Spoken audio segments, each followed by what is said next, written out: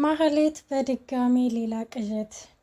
ብሩክ እዚህ ቤት ትኖሪያለሽ፣ አሁን ላይ ትኖሪያለሽ ማለት ትቀጥያለሽ ማለት አይደለም በማለትም ነገራት።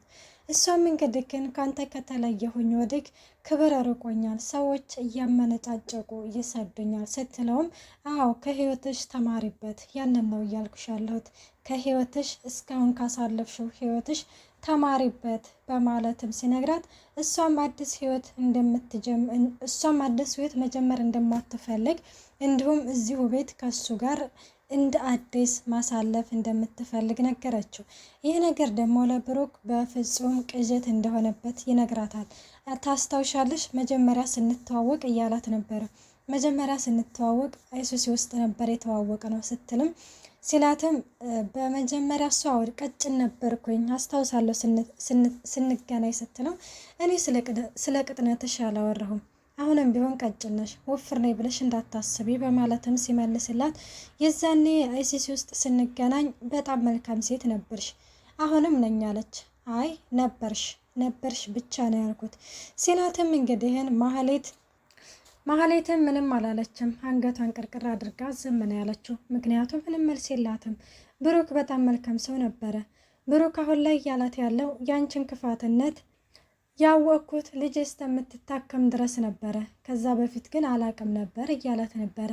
እናም እሷ እንደዛ ሲላት አሁን ላይ ምንም መልስ የላትም። ምክንያቱም ብሩክን በጣም ብዙ ነገሮች አሰቃይተዋለች።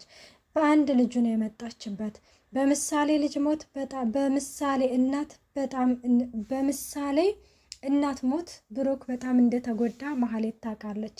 ማህሌት በዛን ጊዜ ነበረ መልካም ሰው ሆነ የገባቸው በህይወቱ። ብሩክ በዛን ጊዜ በጣም ስለተጎዳ መልካሙንና መጥፎውን ለይቶ የሚያውቅ ሰው አልነበረም። ምክንያቱም ጉዳቱን ብቻ ስለሆነ እንትን የሚለው በዛ በደካማ ጎኑ ገብታ ማህሌት ደካማ ጎኑን ስለምታውቅ በምሳሌ እናት ምትክ ገብታ ሀዘኑንም ሁሉንም ነገር ልታስጠፋው ችላለች። ማህሌትም አሁን እንግዲህ እና ይቅርታ ታደርግልኝም ስትለውም መቼም ቢሆን ይቅርታ አላደርግልሽም፣ በአንድ ልጅ ነው እኮ የመጣሽው እያላትም ይገኛል። ሰላም ጤና ይስጥልኝ ውድና የተከበራቸው የቻናል ቤተሰብ እንዴት ናቸው? ደህና ናችሁ ወይ? እኔ ያለው እግዚአብሔር ይመስገን። ለዚህ ቻናል አዲስ የሆናችሁ ሰብስክራይብ በማድረግ ቤተሰብ ሆኑ፣ እንዲሁም ነባሪ ስለምታበረታቱኝ እጅግ አድርጌ አመሰግናለሁ። ተወዳጅና ልብ አንጠልጣይ የሆነውን ምሳሌ ድራማ ይዘንላችሁ ቀርበናል። ዝና በባለፈው ክፍል እንደተመለከትነው ጠበቃው እንዲፈታ ጥያቄ አቅርቦ ነበረ። እሱም እንግዲህ ግን ዛሬ ላይ ተፈቶለታል። ሉላ ደግሞ እንደተመለከትነው ስልክ ተደውሎ ፍርድ ቤት እንድትመጣና እንዲሁም ደግሞ ቃሏን እንድትሰጥ ተነግራ ነበረ። እሷም በዛን ጊዜ አልሄደችም። ምክንያቱም ጠበቃው እንግዲህም በዛን ጊዜ ፖሊሱ ማይሁን ምን ይሁን ስለማናቀው በፍጹም አትሄጂም በማለት ሞገስ ከልክሏታል። ሞገስም እንግዲህን ከሆነ እኔ ሄዳለሁኝ እንጂ አንቺ በፍጹም አትሄጅም፣ ችግር ውስጥ ልትገቢ ትችያለሽ ሲልም ይችም ሉላም እንግዲህን እሺ ትልና ትቀራለች። ግን ጠበቃው እኮ ይፈታ ስትለውም ይፍቱት፣ ነገ ሌላ ቀን ነው፣ ነገ ከነ መድብል ጋርና ከነ ብሩክ ጋር ሆነን እናስይዘዋለን፣ እየተዳረስን ነው፣ መጨረሻ ደርሰናል። ስለዚህ በስተ መጨረሻ ችግር ውስጥ እንድትገቢ አልፈልግም፣ ሀብትና ንብረታችንም ይመለሳል፣ የእኛም ነጻነት ይታወጃል፣ እንዲሁም ከዚህ ሀገር እንወጣለን፣ ምንም ነገር እንዳታስቢ በማለትም እየነገራት ነበር። ዛሬ ደግሞ በድጋሚ እንደተመለከትነው ሞገስ ተስፋ ቆርጧል። ምክንያቱም ይህ የሀብትና ንብረቱ ይመለስልን ይሆን በማለትም ለብቻው እያወራ ይገኛል። ምክንያቱም እንደዛ ሊልበት የቻለው ዝና ጋር ስለተገናኙ ነው። ዝና እንግዲህ አሁን ላይ ከጠበቃው ጋር ተገናኝተዋል። ሞገስ ያንን ነገር ነው የፈራው። ሞገስ እንግዲህ የፈራበት ምክንያት ጠበቃው ለዝና የሆነ ነገር ሊለው ይችላል። ስለዚህ የዛኔ ባንድ ሆነው ያሸንፉን ይሆን በማለትም ተስፋ መቁረጥ ስሜት እየተሰማው ነው። ሉላ በዚህ ጊዜ ምንም ነገር እንዳትጨነቅ ሞገስ፣ እናሸንፋለን፣ ሀብትና ንብረታችንም ይመለሳል፣ እኛም ነጻነታችን ይታወጃል፣ እንዲሁም ከዚህ ሀገር እንወጣለን በማለትም ትነግረዋለች።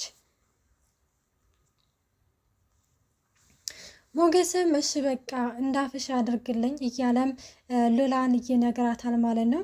እና በዚህ ጊዜ እንግዲህን ምንድነው ያለው ሉላ የዛኔ ጠበቃው እንግዲህ ለዝና ልክ ሉላን ለመድፈር እንደ ሙከራ እንዳደረገ በዛ ምክንያት እንደሆነ እየታሰረው ቢያቅ ነፍሰ ስጋውን ነው ነፍሱን ከስጋው ነው የሚለይለት።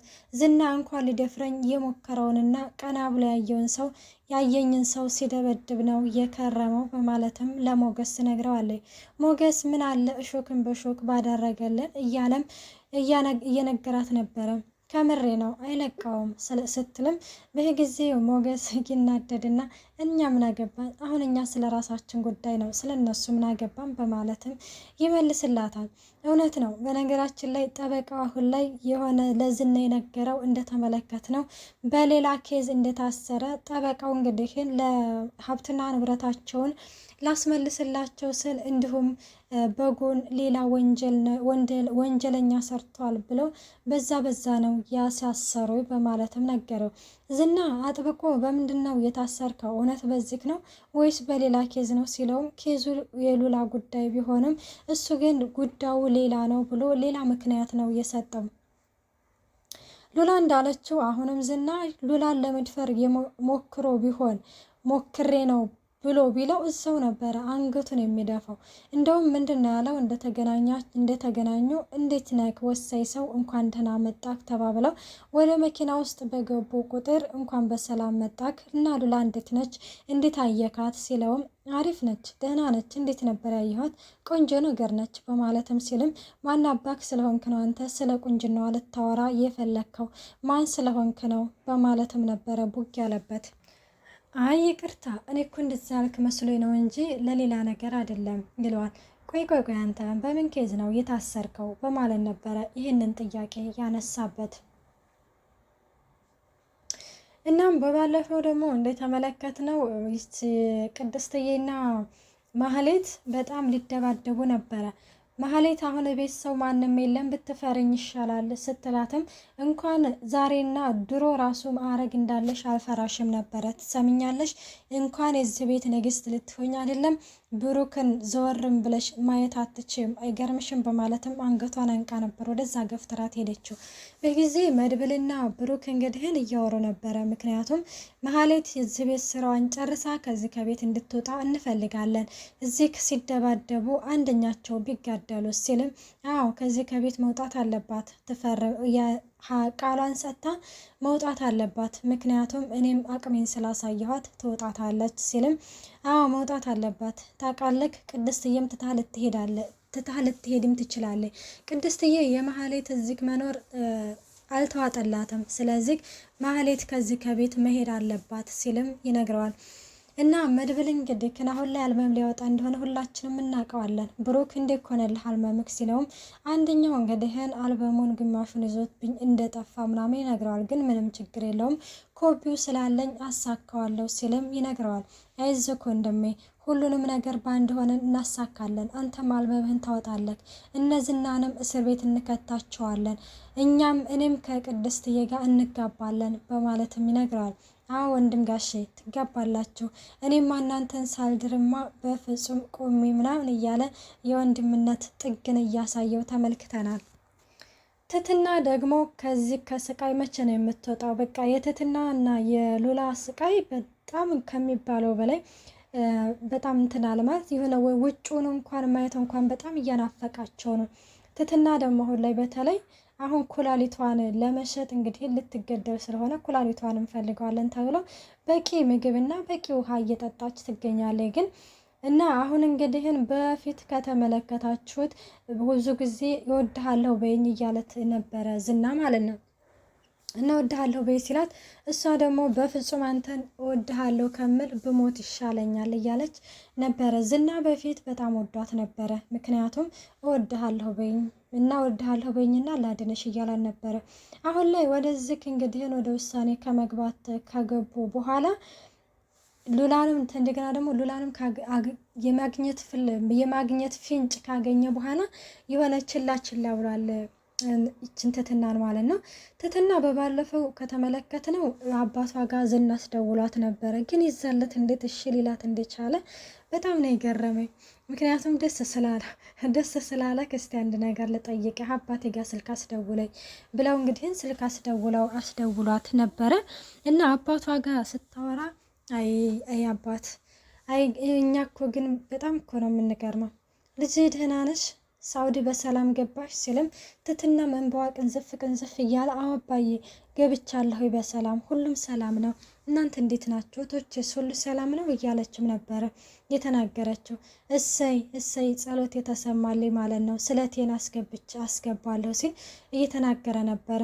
እንግዲህን የትትና የአባቷ ጸሎት የሳውዲው ቀርቶ ከሞት እንዳድናት ቢደርስላት የአባት ጸሎት እንግዲህ ደርሳልና እንዳትሞት እንፈልጋለን። ትትና በፍጹም መሞት የለባትም። እንደውም ትትናና ዝና በአንድ ተጣምረው መሀሌትን እንግዲህ መሀሌት መቼም ከማጋ እናጣምራታለን። መሀሌት እኮ ከባድ ነው። ቅድስትዬና ደግሞ ብሩክ በአንድ ተጣምረው ነበረ ነው የምናስበው ማለት ነው። ከእንደገና ደግሞ በቃ ሉላ ደግሞ የሞገስ እንደነበረ ትቀጥላለች። እንግዲህ የኤፍራታ ነገር ነው የሚያሳስበው። ኤፍራታ በቃ መድብል እኮ በጣም ለጊዜው ተፍነቅንቆባት ነበረ። አሁን እኮ ከኋላ የመጣ አይን አወጣ ነው የሚባለው። መርዞ ደላለው አሁን ከነፍ ብሎባታል እና በቃ የፈለገችውን ነገር እያደረገላል። አይ ፍቅር በቃ ፍቅር እኮ በነገራችን ላይ የማያስተው ነገር የለም። ይሄ መርዞ ደላለው እንኳን ልክ በድለላነቱ የማይደራደረው ከኤፍራታ ሲሆን ብዙም አልፎ አልፎ በቃ ከአንቺ ጋር ከሆንኩ የደልልነቱ ቅርት ይበል እንጂ እሰርዘዋለሁ ሁሉ እያለ ነበረ።